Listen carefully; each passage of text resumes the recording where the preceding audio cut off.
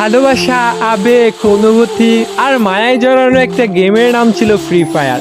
একটা সময় ছিল অবসর সময় কাটানোর জন্য আর বন্ধু বান্ধবদেরকে নিয়ে আড্ডা দেওয়ার জন্য সবচাইতে সহজ মাধ্যম ছিল এই গেমটি। তবে কেন জানি এখন আর এই গেমটাকেই আর ভাল লাগে না। এখন কেন জানি গেমিং উইথ তালহা আর ফোরেক্স তাহমিদ ভাইয়ের ফানি ভিডিও দেখে আর হাসা হয় না। 12 লোল গেমারের ইমোশনাল ভিডিও দেখেও আর কান্না করা হয় না। যে আজকে সাব্বির বসটাকে সবাই কপি করতো, এখন বাংলাদেশের ফ্রি ফায়ার খেলোয়াড়রা আজকে সাব্বির বসকে চিনেই না। রক্সম্যান গেমিং, জুয়েল দা নুব গেমার, তারা আর আগের মতো ফ্রি ফায়ারের আননোন ফ্যাক্টস খুঁজে পায় না।